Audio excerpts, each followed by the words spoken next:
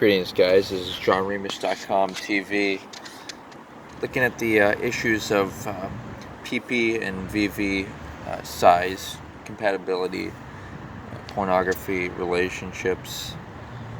So, first of all, the reason that it's an issue of interest, compatibility, is because I think it should be. Whether or not two people can have satisfying intercourse, and and you see in pornography, there seems to be stimulation going on that's worth seeking. So how do we reach that? Well, obviously it's through choosing the right partner, and I think the mistake people make in efficiency is thinking that you have to actually be together physically in order to discover whether how deep the woman's A spot is in correspondence with the size of the man's PP, and what it will, whether it'll match up, whether she'll get satisfaction. And of course the man, doesn't man wants to have, and I mean, this is also your opinion or preference, whether you want, what type of sexual experiences you want to have. But I think let's just talk about ideal. Oftentimes there's this theme of, well, what's the ideal PP or VV size? And aesthetically speaking, I think it would be perhaps in correlation to the person's body size.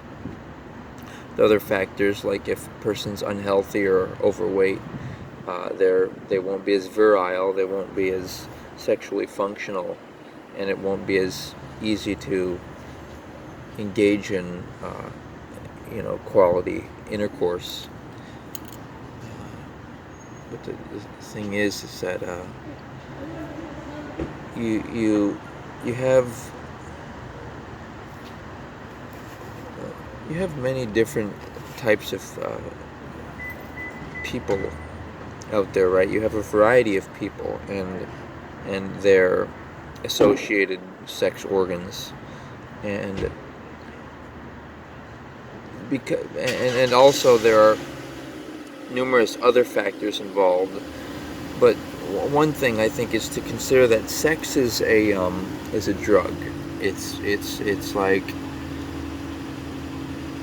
It's like something that's not really belongs to you.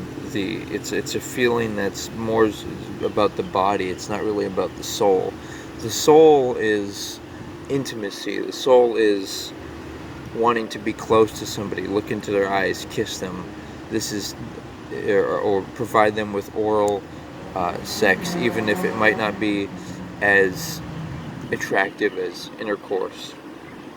The soul is the spirit. That's something that you give to somebody because you voluntarily want to, even though you may find, which people do, people find a whole variety and various people attractive. So what is it that makes that particular person somebody who you want to do more than have sex with, but like I was describing, be intimate, be close, share your passion and care, and really give that person everything you've got. And I've noticed, it seems that what happens is a man will give all his energy to a woman, and passion, and in an ideal relationship she's his dream mate, quote unquote, and she uses that energy to rebound and reverberate throughout their relationship. She uses that energy to confirm and reaffirm their dreams, and they kind of bounce off each other. The man gives the woman everything during intimacy, and then the woman, supports and encourages him in their meeting their mutual goals. And so the danger, of course, is if you're providing intimacy to the wrong person, providing your passion, your sexual expression, You might think it's free, to do that, but it's actually taking up of course, your time, and potentially catching an STD if you're doing it with miscellaneous people frequently. But it's also giving your soul away. You're giving, especially men to consider this, you're giving away the energy and passion that you need to define your career and your dreams and pursuits, and you're giving away something that's should be like a gift, a a present that you only give to your dream mate. And focus and maturity, part of sexuality has to do with masturbation, and importantly, and pornography viewing, but also fantasy. Masturbation is important because it allows one to exercise self-control over one's desires instead of hoping for somebody else to, quote unquote, activate that second chakra so you can achieve it. If you're dependent on other persons, wherever you seek your pleasure, that person has power over you. You want to have power over yourself. You can definitely do that. There's different types of styles of fantasy. First of all, I encourage use of coconut oil during masturbation. You want to you can also stretch the pee-pee and massage and knead around the area just to help, and the even erotic, like a feather touch type of a sensation. You want to be able to really please and satisfy yourself in such a way that you're not hoping for anyone else to be involved. And I'm not saying that I disagree with, say, getting a quote-unquote HJ hand job from a, say, whatever it is, massage parlor, whatever. Obviously, blowjobs I would say too intimate in addition to other sex acts, but a hand job I think is not a bad thing. Something to think about. But the point I'm making is, when you're engaging in self-intimacy, masturbation, you want it to be a quality experience, and look forward to it, and do it with a good degree of frequency, perhaps 2 or more times a day, so that way you're getting in tune with yourself, and you're looking forward to that, and it's your excitement for the day, instead of spending money and doing unhealthy things like drug use, and wasting time with random people, or spending money on, say, cars or whatever expensive things there are. Just the simplicity and meaningfulness of self-intimacy, and in turn that would translate to being sexually prepared and strong, and ready for your spouse, woman, or even a man if you're a homo man. But the thing is you're prepared for that. You're prepared for that, to devote that time and passion, and also your sex organ is strong. And one thing I'll comment on regarding size of the PP, the thickness or length is there are some exercises that can be done to increase a little. Warm-up is important. There are advice online, but the thing is if you get beyond average, I feel like my argument is that it's harder to maintain an erection. It's harder to have a duration of hours and hours, and it's just a life distraction. It kind of like a woman having big breasts. It's not really. It kind of interferes with everyday life and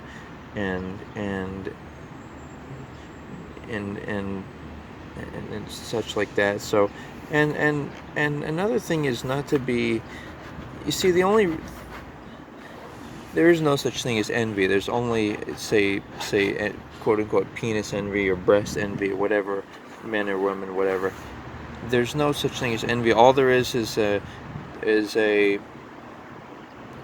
disapproval of the misappropriation of someone's body. So if somebody has, say, a body or body features you find attractive, and you observe them misusing them, abusing them, using them to seduce others, or whatever it is, or so on. What that is it's just a disapproval. It's not an envying. So if you see someone and you think that, oh, this person is this person seems nice, and I find their body attractive, and they're married and great. Maybe they can even film erotic films, pornography, posted online. That'd be, I think, fun. But the point being that, anyway, I was trying to express this idea of masturbation, right, and its significance. And when you fantasize about someone who you really think might have a mutual interest in you, I think there's a more intense experience and quality of experience, as opposed to when you're just watching pornography and maybe even wishing that, say, your body was, or your PP was more like or you had a woman that was like the one featured on the film. There's almost and there's a lot of pornography out there, I think, that's low quality. It may have many views and generate interest, but it's kind of cheesy, superficial, and I actually think that there's a certain type that is amateur, it's often preferable, or ideal, and I think the ones that men, or at least myself, can most appreciate are ones where it's called point of view, where the guy holds the camera and there's no shots of the guy featured. There's no, all it is him holding the camera on the woman. Often he's in a laying down flat position, and he's filming the woman. She's engaged in oral, or cowgirl, reverse cowgirl positions, and the thing is that I think what people really want, the ego thinks that, oh, my people want big pee-pee, big breasts, big ass, big muscles, big car, big TV, blah blah. What people really want is they want efficiency, and they want to be able to have consistency, and I really think you can do that with more medium or average sized PP and VV, and me personally, actually, I don't really like really breasts. I think they kind of detract from the being able to hug a woman, and they kind of they just,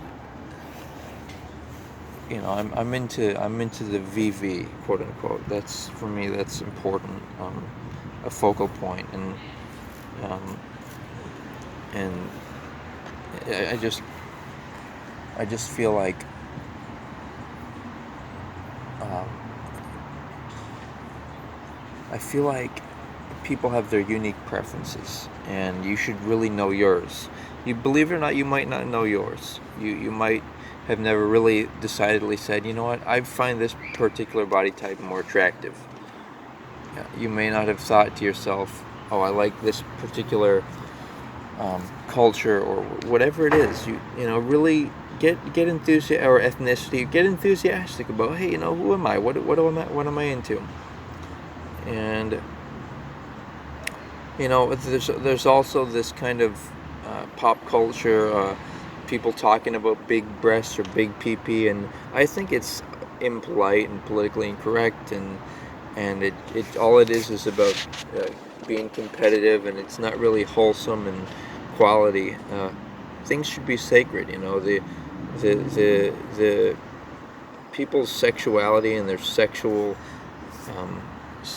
their the qualified sex, whatever having to do with sex should be, I think, covered and hidden away to an extent. There are some women who like to dress in tight clothing. I think that's can be nice, but it just. I'm bringing all of these things up for just awareness to bring up to. Um, the bottom line is to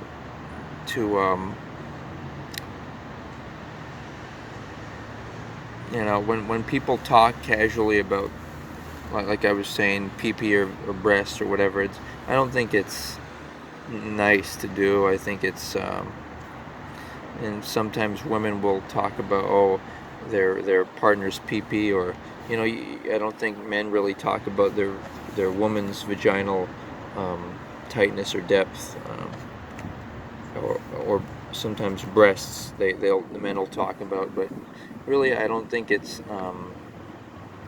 I think it's almost bisexual to do that. You talk about that with your male friends, or females with their female friends, because it's like, are they trying to turn each other on? Why are they sharing this personal information? In any case, sometimes there's a question. If you look online, you look to see what's like an ideal size. I think the best way the real question should be, okay, so in pornography or people talking, they might have a specific preference, and that's evident because you can see that the man's hitting the A spot or making the woman feel fuller.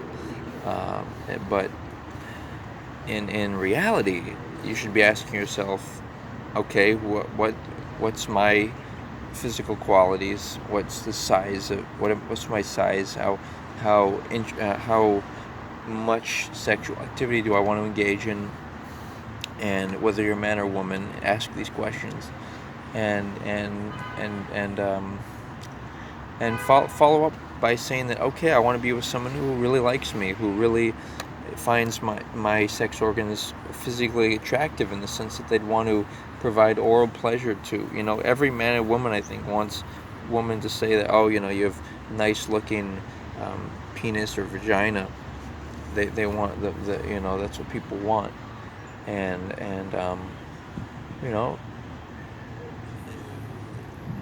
think of it as being like a drug, is how you can pleasure someone and really care for them. So transcend the idea of, it's a female or male genitalia. Just think of it as, this woman has or man has a pleasure center, and I care about them very much, and I want to please them. That will help you to kind of go into a more heart space, as opposed to just lust. And the reality that you wouldn't really want to be with anyone else. You wouldn't want to give oral sex to random people or prostitutes. Just like I don't really think prostitutes would freely want to give blowjobs. That's can lead to not only what it does is it gives a person power over you. If you, for example, have sexual activity with someone who you're attractive to, that gives them power over you. You're giving that person your soul. It's just forget the physical dangers of having the bad memory, having attachment to the person, having potentially to want to avoid them in public, and not be virginized. You want to be virginized, so you can really have good memories and mental space for yourself and your dream mate. But you forgetting all that, just the spiritual aspect of being of giving away your soul, giving away that energy. It's you can't get it back. You want to save that. You want to use it as needed. Use your time as needed to create your world. Create a world that And think about it in terms of you'd more so want to be with the dream mate, more than anyone else. You know, even if they were, say, in a wheelchair, you'd absolutely and unmistakably want to be with them, throughout your whole life. That's what a dream mate is. Okay, if you're wondering, oh, is it a soulmate, or maybe there's no such thing? No, there's such thing. It's that your dreams and your lifestyle, because you're similar and have mutual interests. Guess what? You that transcends the ups and downs of life, and that's the magic of life, where you can find someone where you can do things together. And see, people talk about loving each other and liking, but really that's abstract. Really, all there is actually, you can feel attraction to someone's body, but loving and liking has to do with loving and liking somebody's dreams. So if you don't love and like someone's dreams, you don't love and like them. You're just, you know. So you want to be able to love. You want to be able to love a person, right? You really, that's loving yourself, having self-respect, and of course associated with the ideas of self-control and such. But the conclusion I'll reach here is that, people are individualized. Although people have the freedom, at least some situations, to be dress revealing or talk explicitly. Generally, I think it's best to just be discreet, more formal about life, more oriented around self-control and respect for each other, instead of trying to seduce or play games with each other where people, when they associate with the opposite sex, there's sexual tension. I don't see the point of going into an educational environment such as high school, etc., or otherwise, and being around the opposite sex, because it just distracts from the work that you're wanting to do, and studying that you want to do, and just for instance, and just the same.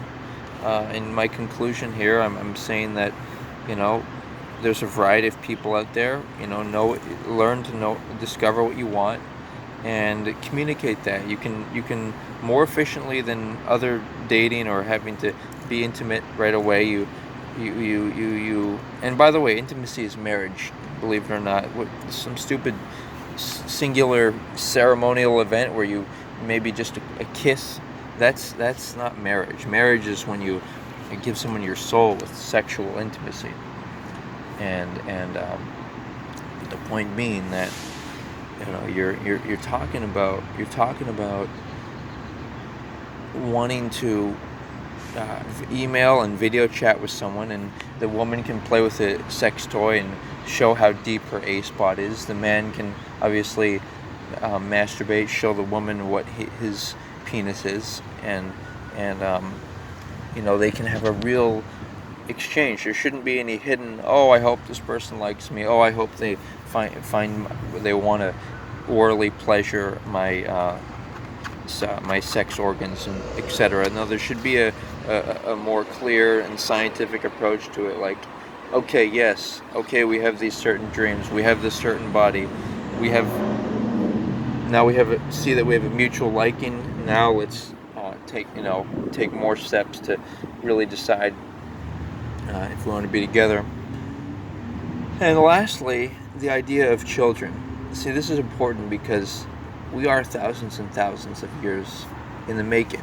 We're incarnations after incarnations, right? And thus, we can say that, I want a certain PP or VV or physical qualities or physical body, and I see a couple that I like and they have attractive traits. I'm going to invest maybe some time and money in helping them raise their children, helping them have children, and in the future their grandchildren may very well be me.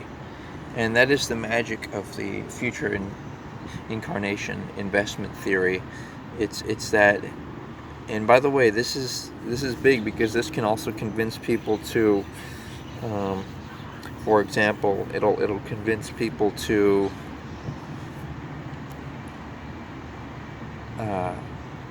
this is important, by the way. I have to remember this. So it'll convince people to not be so hateful or ignoring of, say, poor people around the world, or say a Caucasian person is racist. Well, guess what? You might incarnate next incarnation as a black person. And by the way, that also brings up the other aspect of, oh, do black men have bigger peepees, or black women have a greater vaginal depth? That I think that's the case, but uh, it's based upon an individual basis, and also, they have their all ethnicities and whatnot have their um, ups and downs, and strong points, and the truth being that when people have inter racial marriages and bring forth progeny and procreate such that they have these they have these they have these very attractive looking um, uh, resulting children, and all things considered,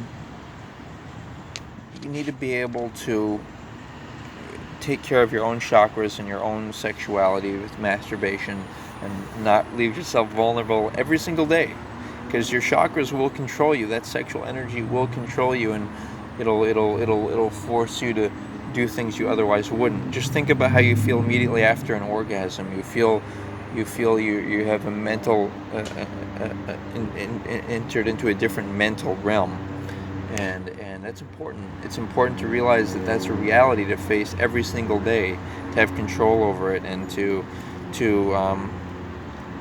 to also be able to, just at the end of the day, just be able to look at people from the heart chakra, from the higher level of consciousness and respect, that you don't want to take advantage of that person, you don't want to seduce that person. Just as you look around in public, you should be able to look at people and say, I don't want to take advantage of you, I don't want to seduce you, I don't want to, I want for you to have a dream mate, and if this person is being engaged in perverse or promiscuous behavior, you may need to avoid them, of course, but it also is a question of not feeling envious of this person, but feeling empathetic to this person. That there's no way that you can engage in that type of behavior and actually feel a good, true satisfaction in your soul.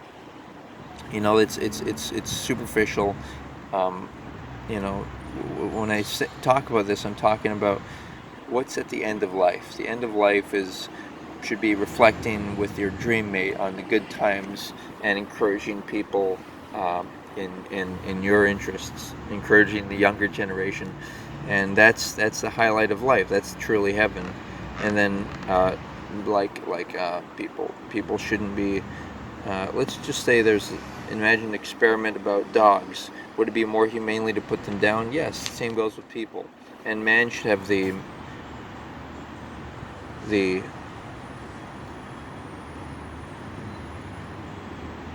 honor and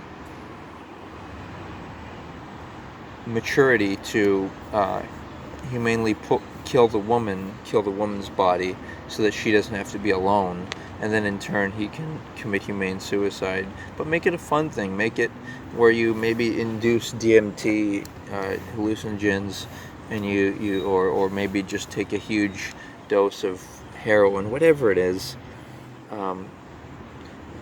We should not be obligating people and spending money on 2 to 5 years at the end of life, obligating care aids. It's see what it is. You might think it's a fear of death, but what it really is, I'll tell you this, and I know it's not related to the subject of compatibility and how to figure out sexuality and relationships, but it really is. It's a relevant matter. Once you transcend this, you can more so enjoy life, and you start examining it like I do. You can realize that people are not afraid. They're not really afraid of death. What they're afraid of is whatever they think of in the afterlife. And people don't like the idea of heaven, I think, because it's boring and lacking in meaning, but I think they like the idea of living another life. It's time to exit this body and go into another life, and you have to have that knowingness that you're consciousness, and that this is going to happen, and you should accordingly invest in things you like, invest in body types you like, Thanks for considering. Aloha.